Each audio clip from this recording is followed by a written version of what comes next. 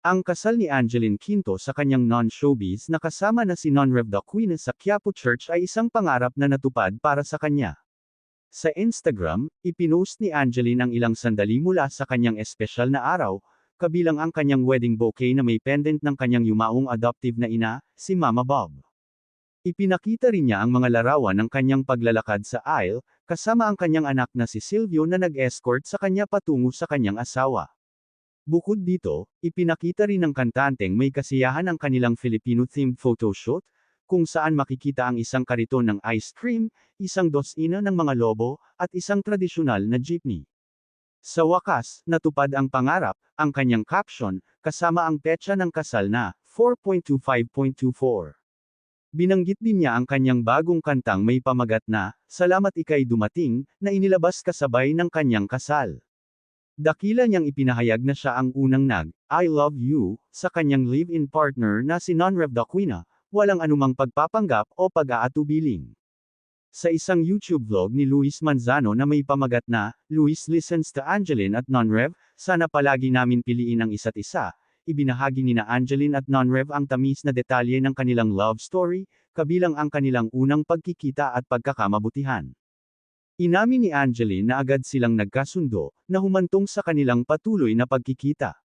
Sa isang bahagi ng vlog, tinanong ni Luis sina Angeline at Non-Rev kung kailan sila unang nagpalitan ng "I love you."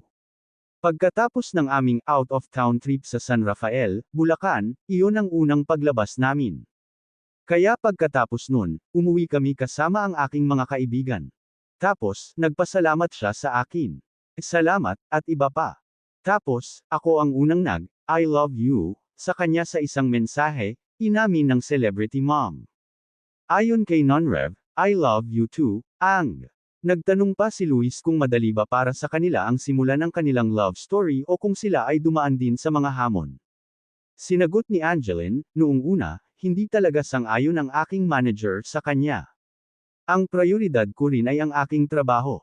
Kaya, ako ay nagdusa sa kung sino ang uunahin ko, ang aking manager na nagbibigay sa akin ng trabaho." Inamin din niya kay Non-Rev na hindi gusto ng kanyang manager ang kanya, "Nahirapan din ako, ayaw kong itago sa iyo. Karapatan niya itong malaman dahil kami ang nasa relasyon. Hindi ko alam kung ano ang gagawin ko ngayon, tingin mo ba dapat ituloy pa natin? Dahil mayroong isang tao na hindi gusto ang aming relasyon," dagdag pa ng biriterang singer. Dahil tunay na mahal ni Non-Rev si Angeline, tinuloy ko pa rin. "Ipinaalam ko na talagang gusto ko siya, na mahal ko siya." Sabi ni Angeline, tinuloy namin, "Maraming pinaliwanag ko sa aking manager. Ipinaalam din namin na mahal namin ang isa't isa." Dugtong pa niya, "Noong dumating si Silvio, sobrang minahal din siya ng aking manager, wala nang mga tanong." Samantala, napansin ni Luis na iba raw ang aura ngayon ni Angeline, at ramdam na ramdam daw niya ang kaligayahan nito mula nang maging isang ina. Ang reaksyon ni Angeline ay, "Iba, kuya, hindi pa nangyari sa aking buhay na ganito kasaya ako. Nang una kong makita si Silvio, dahil medyo may antok pa ako, hindi agad siya ipinakita sa akin dahil baka mahulog ko siya.